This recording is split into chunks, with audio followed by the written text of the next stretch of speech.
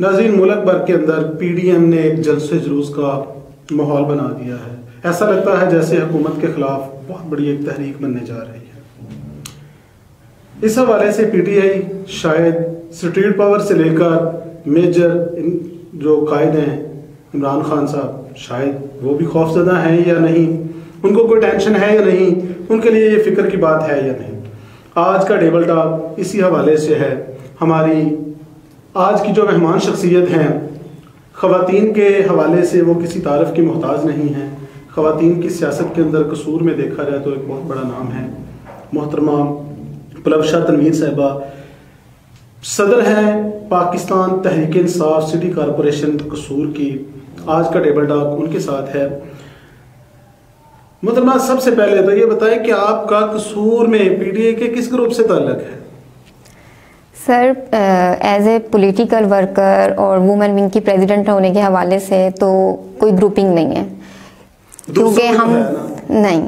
देखिए, जब हम एक पार्टी से बिलोंग करते तो हमारा ताल्लुक एक जमात के साथ होना चाहिए। हमारा ताल्लुक इमरान खान के साथ है। हमारे में जो जितने भी पीटीआई के लोग हैं, हम सब एक इमरान खान के विजन को ही आगे रख के आगे बढ़ रहे हैं। तो ग्रुपिंग करना, वो पर्सनैलिटी क्लैश रखना, ये इस तरह की चीज़ें वो डिफरेंट होती रहती हैं, लेकिन हम सब पीटीआई वाले बेसिकली इमरान खान के ही सपोर्टर हैं और उन्हीं को विजन को सामने रखते हुए आगे चल रहे हैं। और मैं भी इमरान खान की ही सपोर्टर हूँ और मेरे लिए सिर्फ ग्रुप इमरान खान का ही है। नहीं, मैं मुकामी हवाले से बात कर रहा हूँ। मुकामी हवाले से एक चूनिया की साइड को जा रहा है, एक पत्तों की तरफ जा रहा है, दूसरा सिटी कसूर की तरफ जा रहा है, तीसरा तहसील कसूर की तरफ जा रहा है। उन ग्रुपों में से आपका कौन सा? नहीं, मेरा ग्रुप सिर्फ इमरान खान का। मैंने आपको बता दिया, मेरा ताल्लुक पीटीआई के साथ है और मैं पाकिस्तान तहरीक इंसाफ की ही सपोर्टर हूँ और मैं इमरान खान के ही विजन को आगे फॉलो कर रही हूँ। इस हवाले से अपना एक तफसीली तारफ तो नाज़रीन को बताएं कि कब आप पीटीआई में आई, किस हवाले से आई, कौन सी ऐसी चीज़ें जो आपको पीटीआई में लेके आई? मेरा नाम पलवशा तनवीर है। मैं वुमेन विंग की प्रेसिडेंट हूँ और 2011 में मैंने पीटीआई को ज्वाइन किया था, जब मैं स्टूडेंट ही थी। और मेरा ताल्लुक कसूर शहर से ही है। अपनी इब्तदाई तालीम भी मैंने यहीं से हासिल की थी। अल्लामा इकबाल कैडेट स्कूल से मैंने मैट्रिक किया था। उसके बाद मैंने एफएससी की आयशा भट्टी साइंस कॉलेज से। तो मेरा एडमिशन हो गया था लाहौर चिल्ड्रन हॉस्पिटल में। तो 2011 में ही मैं लाहौर मूव कर गई थी, लेकिन इमरान खान की सियासत उन्हीं दिनों बड़ी थी। बेसिकली अगर हम लोग इमरान खान को देखें तो हमारे बचपन से मेरी वालदा इमरान खान की बहुत बड़ी फ़ैन थी। तो हमारे घर में इमरान खान समझेंगे हमारे जीन्स में ही हैं। तो जब इमरान खान के 2011 के जलसे के बाद पीटीआई आगे बढ़ना शुरू हुई तो ऑब्वियस है हम लोग भी उसी के सपोर्टर जब से ही थे। फिर 2013 का इलेक्शन हुआ और मेरा कॉलेज में जितने हम 500 to 600 के स्टूडेंट थे, तो मैंने अपने कॉलेज में इतनी कैंपेन चलाई थी कि मेरा नहीं ख्याल कि इलेक्शन से पहले तक कोई एक भी बंदा ऐसा था जो पीटीआई का सपोर्टर नहीं रहा था वहाँ पे। कि मतलब मैंने लास्ट फेसबुक पे जब स्टेटस लगाया था इलेक्शन से एक दिन पहले कि क्या अभी भी कोई ऐसा शख्स है कि जो पीटीआई का सपोर्टर नहीं है, तो मैं उसको कन्विंस कर सकूं, तो ऐसा नहीं था अल्हम्दुलिल्लाह। चाहे वहाँ पे हर सिटी के लोग थे, लेकिन वो अपनी फैमिलीज़ को इस तौर पे कायल कर चुके थे हमने पीटीआई को ही वोट देना है। उसके बाद 2013 में मेरी शेख कैसर साहब आगे लेके आए मुझे और फिर मैंने इनके साथ काम करना शुरू किया। फिर शेख साहब वाला ग्रुप हुआ ना? नहीं, ये ग्रुपिंग की बात नहीं होती। ये एक होता है कि आपको प्लेटफॉर्म मिलना, कि आपको कौन सा प्लेटफॉर्म मिल गया। तो इनकी सियासत बेसिकली जब बहुत अच्छी थी, कसूर में अगर हम देखा जाए तो कसूर में पीटीआई को जो एक फेस नज़र आता था तो हमें शेख कैसर साहब का ही नज़र आता था। तो फिर जब वो भी आगे लेके आए, हमने 2013 के इलेक्शन की कैंपेन करना शुरू की। पोलिंग एजेंट्स बने हम लोग। पोलिंग स्टेशंस पे जाके हम लोगों ने देखना शुरू किया, अपने मोहल्लों में गए, ख़वातीन को, उनके घर वालों को इस चीज़ पे एग्री करना शुरू किया कि आपने पीटीआई को ही सपोर्ट करना है। तो स्टेप बाय स्टेप ये आगे बढ़ता गया। लेकिन रिजल्ट तो आपके अच्छे नहीं आए। रिजल्ट सर देखें, एक चीज़ होती है लोगों को कन्विंस करना और माइंड बदलने में टाइम लगता है। 2013 में अगर मैं अपनी एग्जांपल लूँ तो ऑब्वियस मैं खुद भी इतना मैच्योर नहीं थी और न्यूली थी। जितना हमें समझ आता था हम लोग करते थे। पोलिंग एजेंट में मैं थी तो मेरी वहाँ पे जो पोलिंग स्टेशन में थी, उन्होंने मुझे कहा कि आपका कौन खड़ा हुआ इलेक्शन में जो आप इतनी उसके लिए कोशिश कर रही हैं। तो मैंने कहा कि मेरे लिए कोई स्पेसिफिक पर्सन नहीं, हम सिर्फ इमरान खान को सपोर्ट कर रहे हैं, तो मेरे लिए इमरान खान ही है जो आगे आएगा। तो फिर उसके अलावा 2016 में जब सानिया कामरान ने ITF बनाई तो फिर मैं ज़िला कसूर की जनरल सेक्रेटरी बनी। सानिया कामरान के साथ अच्छी बॉन्डिंग थी, उन्होंने काफ़ी अच्छा हमें गाइड किया और हम आगे बढ़े। उसके बाद थोड़ा गैप आ गया था मेरी पॉलिटिक्स में कि मैं इस्लामाबाद मूव कर गई थी शिफा इंटरनेशनल हॉस्पिटल में मेरी जॉब होगी तो मैं वहाँ चली गई, तो 1 से 1.5 साल का मैंने गैप दे दिया। अब 2019 में मैं वापस आई हूँ और अब मेरी पार्टी दोबारा से, जब मैंने पॉलिटिक्स का इनिशिएटिव लिया तो सानिया कामरान का और डॉक्टर नशीन हामिद साहिबा, इन सब का मेरे पे ट्रस्ट था, तो कि उन्होंने मुझे पीटीआई की प्रेसिडेंट बनाया। तो मेरी कोशिश भी यही कि हम उनकी उम्मीदों पे पूरा उतरें, और कसूर जो बेसिकली के नून लीग का गढ़ है, इसमें इंशाल्लाह ताला मेरी कोशिश होगी एज ए सिटी प्रेसिडेंट के कोई ऐसा घर, कोई मोहल्ला, कोई गली ऐसी बाकी ना रहे जहाँ पे पीटीआई का कोई सपोर्टर ना हो। वैसे आपके ज़हन में कसूर नून लीग का गढ़ है, देखिए आपको तस्लीम कर रहे हैं, कब तक रहना है इसने? इंशाल्लाह पोजीशन ही रहनी है। नहीं, इंशाल्लाह 2023 के इलेक्शन में सिर्फ यहाँ पे पीटीआई ही आपको नजर आएगी। सोच लें, हम आपके पास तो बलदाती उम्मीदवार भी नहीं है। क्यों नहीं है? इतनी वीक आपकी पोजीशन है। नहीं की तरफ जब चले जाते हैं तो पीटीआई जीरो। नहीं, ऐसा नहीं होना चाहिए। अभी गिलगित बिल्तिस्तान के इलेक्शन आपके सामने हैं। अगर हमारी सब इतनी तंकीद करते हैं कि हमारी गवर्नमेंट कुछ नहीं कर रही, तो इलेक्शन का रिजल्ट ज़्यादा दूर नहीं है। अभी भी हमारी ही पार्टी लीड करके गई है। आपने बात की है ना कि मैं इमरान खान के विजन से, यानी कि पीटीआई सिर्फ एक शख्सियत के सहारे पर खड़ी है। शख्सियत देखें, मेरी बात सुने, हमें ये देखना चाहिए कि हमें आगे विजन दिया किसने था। अगर लोग सिर्फ यूथ की बात करते हैं तो यूथ में और लोगों के अंदर इतना करेज कौन लेके आया था कि लोग बात करने के काबिल हुए सियासत में? इमरान खान ने, कम से कम कोई ना कोई एक शख्स ऐसा होता है, इमरान खान ने लोगों को आवाज़ दी है। वो हमारे गली मोहल्ले का भी कोई बंदा होता है ना, तो वो भी अब उठ के किसी भी बात कर सकता है कि फलां बंदा ऐसा क्यों कर रहा है। तो विजन ये नहीं होता कि एक शख्स कोई ना कोई ऐसा ज़रूर बनता है जो आगे सबको लीड कर रहा होता है, और उसी विजन को हम लोग आगे चला रहे होते हैं। लोशा साहबा, 2.5 साल हो गए आपकी गवर्नमेंट आए हुए, कोई ऐसी चीज़ जो आपने डिलीवर भी की हो महंगाई के अलावा? नहीं, लोगों की चीखें निकलवाने के अलावा? देखिए, ऐसा कुछ नहीं। महंगाई एक बेसिक इशू है, लेकिन आप ये भी देखें कि हमें मिला क्या था। अगर हम 72 साल के पीछे को देखें और पाकिस्तान अभी 2-2.5 साल की अगर आप मुकाबला करना शुरू कर दें, तो एक बच्चा भी जब पैदा होता है तो चलना शुरू करता है, तो 1-1.5 साल उसको चलने के लिए, और स्टेप बाय स्टेप वो आगे बढ़ रहा होता है। तो पीटीआई अब स्टेप बाय स्टेप, अभी अगर आप मईशत को देखें तो फैसलाबाद की इंडस्ट्री हमारी स्टार्ट हुई है। हमारा मुल्क मईशत में स्ट्रॉन्ग होने लग पड़ा है।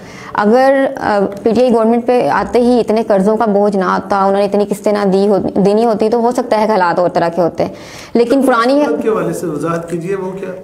फैसलाबाद की जो इंडस्ट्री अब स्टार्ट की गई है, तो उसमें आप देखें लाखों वर्कर्स को नौकरियां मिल रही हैं। अगर इमरान खान का, अगर लोग कहते हैं कि इमरान खान ने नौकरियों का वादा किया था और नौकरियां नहीं दी, तो अगर अभी की आप न्यूज़ सुनना शुरू करें कि वहाँ पे वर्कर्स की कमी हो चुकी है। वहाँ पे अभी भी लाखों सीटें ऐसी खाली हैं जहाँ पे वर्कर्स की ज़रूरत है कि वहाँ मजदूर आ सकते हैं, और अगले 1 साल तक के लिए भी देखा जाए तो उन फैक्ट्रियों के बाद एडवांस बुकिंग है कि वो काम कर सकते हैं। अगर हम कोविड में भी आते हैं, अगर कोरोना वाली सिचुएशन में जहां सारी दुनिया, अमेरिका जैसा सुपर पावर अगर अपनी इकोनॉमी को क्रैश कर सकता है, तो पाकिस्तान एक तरक्की पजीर मुल्क था, और अगर उसकी मईशत अभी भी स्ट्रॉन्ग है, तो ये इमरान खान की पॉलिसीज ही हैं जो हमें यहाँ तक लेके आई हैं।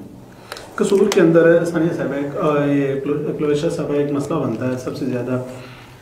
आपकी गवर्नमेंट अब कहते हैं कि डिलीवर भी कर रही है, ऑर्डर्स भी बहुत ज़्यादा आ रहे हैं, गिलगित बल्तिस्तान का इलेक्शन भी आ गया, लेकिन आप लोग बलदियाती इलेक्शन का नाम लेते हैं, जी, बड़े ज़ोरों शोर से नाम लेते हैं, बिल्कुल चुप साध लेते हैं।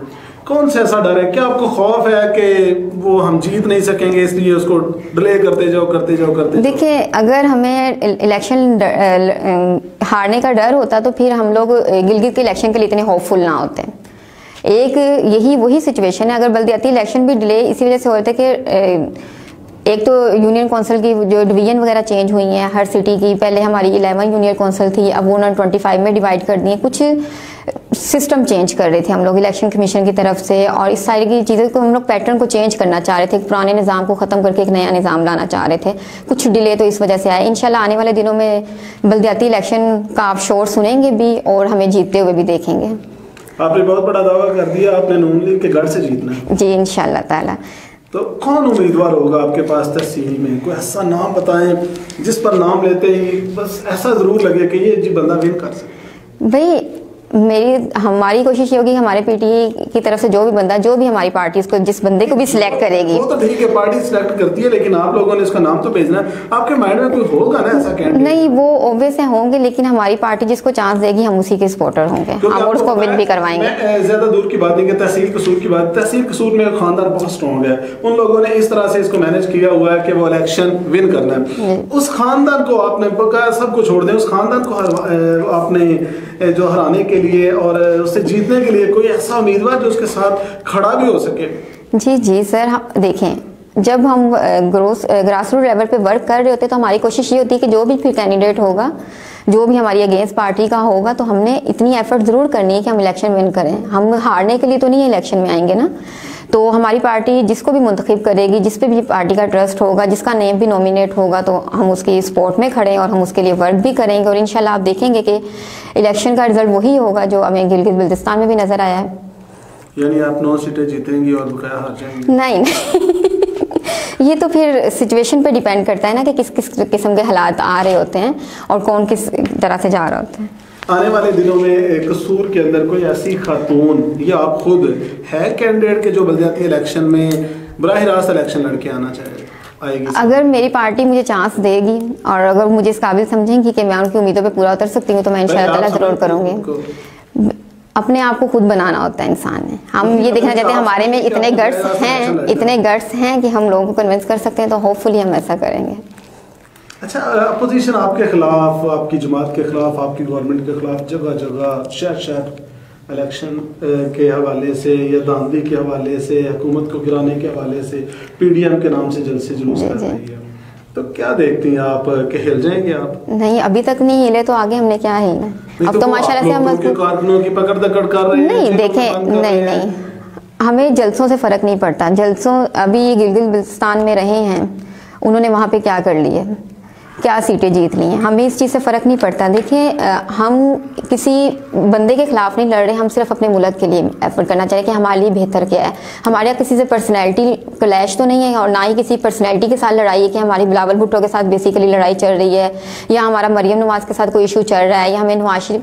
हम तो जो भी कर रहे हैं, जब इतना इन्होंने करप्शन की और सारे हालात ख़राब किए, पाकिस्तान को इस सिचुएशन में पहुँचा दिया कि पाकिस्तान तरक्की कर ही नहीं सका और सिर्फ अपने ही आप उन्होंने स्टैब्लिश करने की कोशिश की है, तो हम लोग बेसिकली उनको ये कहना चाह रहे हैं कि अगर आपने गलत किया तो उसको सही करो। और दूसरा, पकड़ धक्कड़ की बात अगर आप देखते हैं तो हमारी इस वजह से नहीं, यही जलसे करते रहे, लेकिन अगर आजकल की ये पेंडेमिक की सिचुएशन हम देखें, कोविड-19 की जो सिचुएशन चल रही है और सेकंड वेव स्टार्ट हुई है, तो इससे बचाना चाह रही है गवर्नमेंट बेसिकली लोगों को। अगर हम देखें तो ये सिचुएशन ऐसी नहीं है कि हम इसको इग्नोर करें। अगर इनके लीडर खुद कोरोना टेस्ट की पॉजिटिव रिपोर्ट करवा के घर में बैठ रहे हैं और वो लोगों की जानों के साथ खेलना चाह रहे हैं कि वो जलसों में आएँ, शिरकत करें और ये सिर्फ ऑनलाइन खिताब करेंगे, तो फिर तो ये लोगों को जाती है ना। यानी आप कहते हैं कि वो ये कोविड-19 की दूसरी लहर खतरनाक है, आप इस वजह से लोगों को पकड़ दकड़। जी एग्जैक्टली। मैं अगर पहली वाली वेव में हम लोगों ने लॉकडाउन किया था और ये सारी सिचुएशन की थी, हम ये चाहते हैं कि लोग इतना अंडरस्टैंड कर चुके हैं और उनकी इतनी लर्निंग हो चुकी है कि वो इस सिचुएशन को टैकल करना चाहते हैं। हम चाहते नहीं कि हम लॉकडाउन की तरफ मूव करें, तो लोग अपनी सेफ्टी को खुद देखें। मुकामी हवाले से ना, आपके जो सदर साहिब है, जी जी, उन्होंने तहसील चुनिया से तहसील नाज़र का इलेक्शन लड़ने का ऐलान कर, ठीक है, कुछ अर्सा पहले वहां से शहजादा जफर इकबाल साहब इसी शर्त पर शामिल किया गया था और यही ख्वाब दिखा के शामिल किया गया था कि आप नेक्स्ट उम्मीदवार होंगे, तो ये कौन सी सियासत है? देखिए, अगर अजीम रफ़ी साहब इलेक्शन लड़ना चाह रहे हैं और पार्टी अगर उनको आगे नॉमिनेट कर देती तो हमें इस चीज़ पे कोई एतराज़ नहीं है। और अगर देखिए सारे सपोर्टर वोटर होते हैं, उनमें से टिकट के लिए सब लोग एलिजिबल नहीं हो सकते, किसी एक पर्सन को ही टिकट देनी होती है और 7 लोग उनके साथ उनकी सपोर्ट के लिए खड़े हुए होते हैं कि उन्होंने आगे उनको इस वाली कैंपेन में सपोर्ट करना है। नहीं, ये फिर जमहूरियत तो नहीं ना हुई कि हमने एमपीए का इलेक्शन भी खुद लड़ना है, एमएनए का इलेक्शन भी खुद लड़ना है, तहसील नाज़र का खुद, यानी घूम घुमा के हमारे घर में रहना है। नहीं नहीं, ऐसा नहीं है, ये नहीं हो रहा कि डिफरेंस क्या होगा? नहीं, डिफरेंस तो बहुत है। ऐसा नहीं कि सिर्फ हम लोग घरेलू सियासतें चलते जा रहे हैं। अब मेरा बेसिकली पॉलिटिकल खानदान से ताल्लुक नहीं था, लेकिन अगर पीटीआई मुझे चांस दे रही है तो ये फिर घरेलू सियासत नहीं है। नाज़रीन, छोटा सा एक वक्फा है, वक्फे के बाद दोबारा हाजिर होते हैं। वेलकम बैक नाज़रीन, आप कसूर सिटी कॉरपोरेशन की सदर मोहतरमा पलक शाह के इंटरव्यू सुन रहे हैं, उनकी बातें सुन रहे हैं। वो आने वाले दिनों में बड़ी उम्मीद है कि हम कसूर से विन कर जाएंगे। कसूर से बल्कि जो सूरत हाल उनकी बनी हुई थी, वो कहते ग्रुपिंग भी नहीं है, हम तो सारे इमरान खान के विजन को सपोर्ट कर रहे हैं। तो इमरान खान की हुकूमत को 2.5 साल हो गया है, हर दूसरे दिन सुनते हैं जी ये फलाना माफिया, पेट्रोल माफिया आ गया, चीनी माफिया आ गया, आटा माफिया आ गया। तो क्या अगले 2.5 साल भी ऐसे ही गुजर जाएंगे और कोई सुम बुक मुनमी हो जाएगा? देखिए 5 साल बाद आप कहेंगे माफिया ताकतवर बड़े थे। नहीं नहीं, ऐसा नहीं होता। माफियाज होते हैं वो हर जगह, हर मुल्क और हर इन्वायरमेंट में हो सकते हैं, लेकिन बेसिकली मसला ये होता है कि हम लोग माफियाज को फेस किस तरह से कर रहे हैं। अगर एक बहरान पैदा होता है या एक माफिया स्ट्रॉन्ग होता है तो हम उनके लिए किस तरह से उनको डील कर रहे हैं। हम ऐसा नहीं कर रहे कि उस माफिया को हम लोग कह रहे हैं कि वो अपनी ग्रोथ करता रहे और हम उनको अपना काम करने दें। मुश्किल पेश आती है, लेकिन अगर हम माफिया को उन्हीं के हालात पे छोड़ देंगे तो फिर हमारे लिए मुश्किल हालात ज़्यादा पैदा होंगे कि लोग कहेंगे कि अगर मैं उसी सिचुएशन में ले लूँ कि अगर हम नवाज शरीफ को NRO दे देते हैं तो फिर तो हर आने वाला पर्सन ये कहेगा कि अगर वो पुराना प्राइम मिनिस्टर रहा है तो हमारा भी हर काम हो सकता है। तो PTI गवर्नमेंट इस चीज़ में और इमरान खान साहब इस चीज़ में बहुत स्ट्रिक्ट हैं कि किसी भी शख्स को जिसने करप्शन की है या कोई भी गलत काम कर रहा है तो हम उसको चांस नहीं देंगे। तो इसी तरह से माफिया नहीं पलट सकते कि वो इस सोसाइटी में मूव करते रहे, हम उनको फ्रीली छोड़ दें कि वो अपनी मर्जी से अपनी जिंदगी करता रहे। आपको हारना पड़ा है ना, आप उन्होंने मार्केट में पेट्रोल आने नहीं दी जब तक आपने वो 25 रुपए प्लस किए नहीं है। नहीं सर, वो सिचुएशंस हो जाती हैं, डिफरेंट हो सकती है। समटाइम ऐसा होता है कि मुल्की हालात को देखते हुए और इमरान खान की, अगर हम आप इमरान खान की हुकूमत को देखते हैं कि उन्होंने 2.5 साल में क्या किया, लेकिन अगर आप इस वाले साल को 2020 को देखें कि फर्स्ट से लेके अभी तक हम किस सिचुएशन को फेस कर रहे हैं और ये पूरी दुनिया के हालात हैं, सिर्फ ऐसा नहीं कि ये पाकिस्तान में ऐसा मसला पेश आया है। तो ये वो कंडीशन थी कि अगर पाकिस्तान इसमें भी अपने आप को स्टैब्लिश खड़ा हुआ है और वो अपने आप को नहीं गिरा पाया, तो ये एक इमरान खान साहब की पॉलिसीज थी और वो बेस तैयार हो चुकी थी जो पाकिस्तान को स्ट्रॉन्ग करने के लिए। अगर 2.5 ईयर में पाकिस्तान आपको लगता है कि PTI ने डिलीवर नहीं किया तो इंशाल्लाह आपको अगले 2.5 ईयर में ऐसा ज़रूर लगेगा कि 23 के इलेक्शन में इमरान खान को ये कहने की वोट ज़रूरत नहीं होगी कि वोट उनका है, लोग खुद उनको वोट देंगे। यानी आप अपनी कारकर्दगी बेस पर ऐसा होगा, क्योंकि स्टेप बाय स्टेप चीज़ें बेहतर होने लग पड़ी हैं। स्टार्ट में नहीं आपको लगा कि डिलीवर किया, लेकिन हम लोग बेस पे काम कर रहे थे और जब भी किसी भी चीज़ की बेस बन रही होती वो नज़र नहीं आ रही होती जब तक वो एक मजबूत चीज़ नहीं बन चुकी होती। और अब अल्हम्दुलिल्लाह हम इस काबिल हैं कि हम लोगों को दिखा सकें कि अब हम एक स्ट्रॉन्ग हो चुके हैं और अब लोगों को चीज़ें नज़र आने लग पड़ेंगी। ये 2.5 साल के अंदर आपकी PTI गवर्नमेंट ने ख़वातीन के लिए कोई ख़ास इक़दाम किए हों? ख़वातीन के लिए तो बहुत सारे इक़दाम हुए हैं और नए लॉज बन रहे हैं जिसमें ख़वातीन को सपोर्ट भी की जा रही है और उनको इतना इंडिपेंडेंट किया जा रहा है कि वो किसी ज़्यादती का शिकार ना हो सकें या किसी भी ऐसी चीज़ ऐसी नहीं हो कि हम ख़वातीन को सिर्फ दबाते रह जाए। कौन से उठाए जो PTI गवर्नमेंट ने? अभी भी अब रिसेंट देखें, ख़वातीन के लिए जो ज़्यादती का शिकार ख़वातीन हो जाती हैं या जिन ख़वातीन को घरों में मसाइल का सामना करना पड़ता है तो उनके लिए भी एक हेल्पलाइन बना दी गई है। इसके अलावा ऐसी हेल्पलाइन बनाई गई है कि जहाँ लड़कियों को ये पता चलता है कि अगर वो किसी मुश्किल में हैं तो वो कॉल करके वहाँ पे उनकी हेल्प के लिए लोग पहुंच सकते हैं। इसके अलावा ख़वातीन के लाज हैं, किसी भी स्कूल किसी भी अदारे में कहीं पे भी आप देखें तो आप देखेंगे कि अब वहाँ पे ये वाली सिचुएशन नहीं है। वहाँ पे एक पेपर लगा हुआ होता है कि इस एक्ट के तहत अगर ख़वातीन किसी हरासमेंट का शिकार होती हैं या उनके साथ छेड़छाड़ की जाती है तो गवर्नमेंट उस पर स्ट्रिक्ट एक्शन लेती है। लास्ट डेज में अगर हम देखें कि वो फैसल बैंक के एक मैनेजर की वो वीडियो लीक हुई थी तो उसके खिलाफ हमारी गवर्नमेंट ने बहुत स्ट्रिक्ट एक्शन लिया, उसको उसकी जॉब से फारिग भी कर दिया गया है और वो आइंदा के लिए किसी भी जगह पे जॉब के लिए एलिजिबल नहीं है।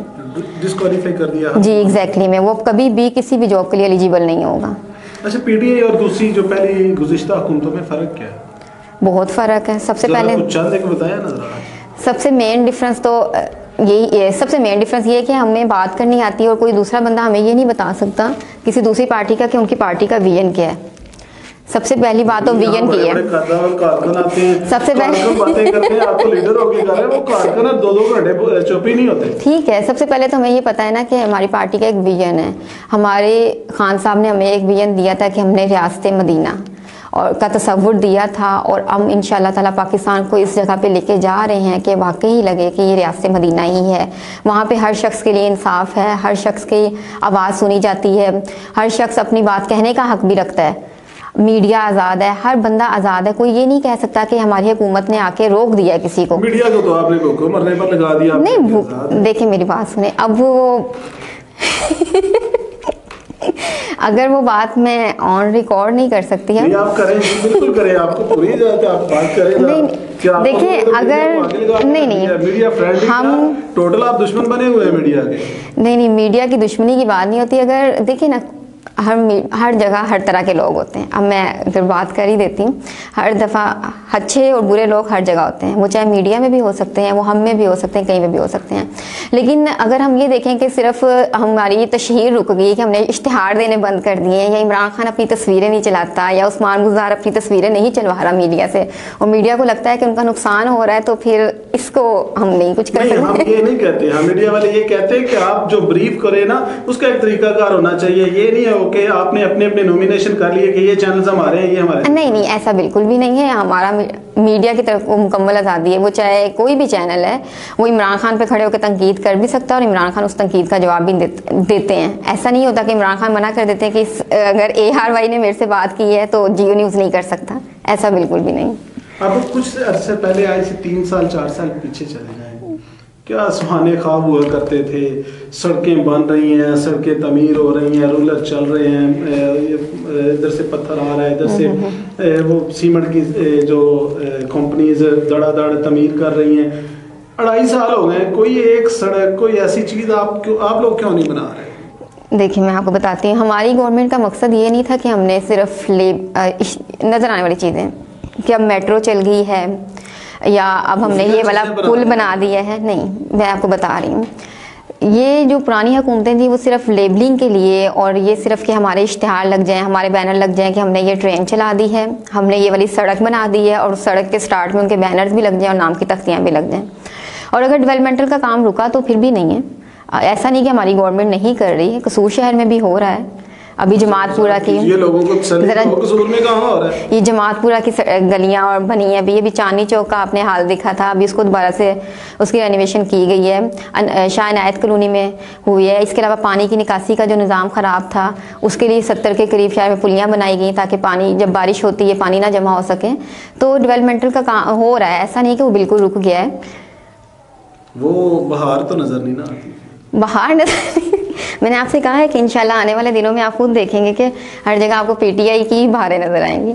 अच्छा, महंगाई का इशू जिसको PTI वाले खुद भी तस्लीम करते हैं, और PTI गवर्नमेंट ने इसको हल करने के लिए एक सोल्यूशन निकाला जी, ट्रैली स्टोर्स पर चीज़ें लाओ या सहूलत बाजार लगा दिए। आप समझते हैं कि इस तरह से महंगाई कंट्रोल हो जाएगी? देखें, अगर वक्ती रिलीफ के लिए सहूलत बाजार लगाए गए थे, लेकिन उस पर लॉन्ग टर्म प्राइस कंट्रोल कमेटियां बनी हैं, और उन पे तो नहीं, और उस पर वर्किंग भी हो रही है। ऐसा नहीं है कि हमारे कारकुन और ये जो वॉलंटियर वर्कर्स हैं वो सारे जाते हैं, वो रेट लिस्ट हर दुकान पे अवेजा की जाती है। हुकूमत गवर्नमेंट की तरफ से जो रेट आ रहे हैं वो डेली बेसिस पे लगाए जाते हैं, और उनको ये पाबंद किया जाता है कि आपने ये रेट लिस्ट सामने रखनी और इसी के अकॉर्डिंग ही चीज़ बेचनी है। तो महंगाई का इशू हम जानते हैं कि हमारी गवर्नमेंट को सबसे ज़्यादा मुश्किल यही से फेस करनी पड़ी थी, लेकिन आप देखें कि अब स्टेप बाय स्टेप महंगाई पहले से कम हो रही है। और वही बात सारी आ जाती है कि ये सिचुएशन उस सूरत पे भी ज़्यादा बढ़ गई थी कि अगर इंटरनेशनली भी देखें कि डॉलर की कीमत बहुत मैटर कर रही होती है, और ये अगर सिचुएशन ना होती कोविड वाली तो हमारी हुकूमत और तरह से डिलीवर कर रही होती। अच्छा, आप समझते हैं कि ये जो वक्ती रिलीफ ही था ना, इससे रिलीफ फिर आवाम को मिला? नहीं, वक्ती रिलीफ आवाम को मिल तो रहा है ना। ये देखें, कसूर सिटी के अंदर लग गया, मुस्तफाबाद में लग गया, कोटरादा लग गया, चूनिया में लग गया, ये तो थे बड़े बड़े कस्बे। जो हमारी सबसे ज्यादा आबादी तो देहातों में रहती है, उनको क्या फायदा हुआ? फायदा तो सबको ही हो रहा है, हर बंदा वहां से ले रहा है। लेकिन जो कसूर के अंदर लगा हुआ है, जो गणा सिंह में रहने वाला है, उससे क्या फायदा? देखिए, हर बंदा एक जगह से दूसरी जगह ट्रैवल कर रहा होता है उसके लिए, और ऐसा नहीं है कि हर चीज़ हर दुकान में इतनी ही महंगी मिल रही है। आप ये कह सकते हैं कि 19-20 का फ़र्क हो सकता है, लेकिन ऐसा नहीं। ये हुकूमत अगर ये कहा जा रहा था कि आटा बहुत ज़्यादा नहीं मिल रहा, चीनी बहुत ज़्यादा नहीं मिल रही, तो इसलिए वजह से भी सहूलत बाजार लगाए गए थे कि यहाँ पे एक सेस में चीज़ है, यहाँ से आके आप परचेज कर सकते हैं, वहाँ पे लेने में कोई मसला नहीं है। और जिस शख्स ने अगर अपना मंथली सामान लेना या कुछ भी लेना, तो उसके लिए ऐसा मुश्किल नहीं है कि वो वहाँ से आके सामान खरीद के अपने घर तक नहीं पहुँच सकता। उसमें ज़रा एक पर्सनल सा लास्ट सवाल है, शेख साहब बड़े जिनके ग्रुप से हैं, मैं सिर्फ इमरान खान के ग्रुप से शेख कैसर साहब बड़े कसूर में मुतहरक नजर आते हैं, बल्कि PTI का दूसरा नाम शेख कैसर अयूब का लिया जाता है। लेकिन शेख साहब ने कभी इलेक्शन लड़ा नहीं है, और हमेशा से वो ऐसा करते आए हैं कि इलेक्शन से पहले बहुत ज़्यादा शोर, इलेक्शन के दिनों में चुप। आपकी भी वही पॉलिसी हो? नहीं, ये वाकई शेख साहब के बारे में आप सही कह रहे हैं कि जितना PTI, अगर हमें फेस वाकई ही PTI का कसूर में नज़र आता है तो शेख कैसर साहब ही हैं, कि हर बंदा उनको जानता है, वो चाहे कसूर शहर है या वो PTI की मेन स्ट्रीम, अगर हम वहाँ भी जाएँ तो कसूर में अगर कोई बंदा जाना जाता है पीटीआई के हवाले से तो वो शेख कैसर साहब हैं। लेकिन एक होते हैं साइलेंट सपोर्टर्स भी, जो अपनी बेस तो बना रहे होते हैं अपनी पार्टी के लिए, लेकिन वो सामने खुद से नहीं आ रहे होते ज़्यादा, कि इलेक्शन लड़के ही वो अपने आप को ज़्यादा प्रोमिनेंट कर सकते हैं। तो शेख साहब का भी यही किरदार है कि वो ये चाहते हैं कि मैं अपनी पार्टी के लिए कुछ कर जाऊं। लाजमी नहीं कि वो अगर एमएनए या एमपीए के लिए अपने आप को नॉमिनेट करेंगे और इलेक्शन जीत के असम्बली में ही जाएंगे। को क्लियर कर देंगे शेख साहब वर्कर ही रहेंगे, इलेक्शन नहीं लड़ेंगे। नहीं, शेख साहब ये उनकी अपनी चॉइस है, अगर उनको ऐसा लगता है। क्योंकि 2018 में मैंने जब बात हुई थी और मैंने कहा था कि आप इस तरफ मूव करें, तो उनका भी माइंड नहीं था कि उन्होंने भी, वो कहते हैं कि अभी थोड़ा स्टे करना चाहिए इस मामले में, फिर देखेंगे कि इलेक्शन की तरफ आना चाहिए, साइलेंट सपोर्टर रह के चलना चाहिए पीटीआई के साथ। चले जी, अल्लाह करे। हमारी एक ख्वाहिशात आपके साथ हैं। आज के प्रोग्राम का वक्त ख़त्म हुआ। नाज़रीन, अल्लाह हाफ़िज़।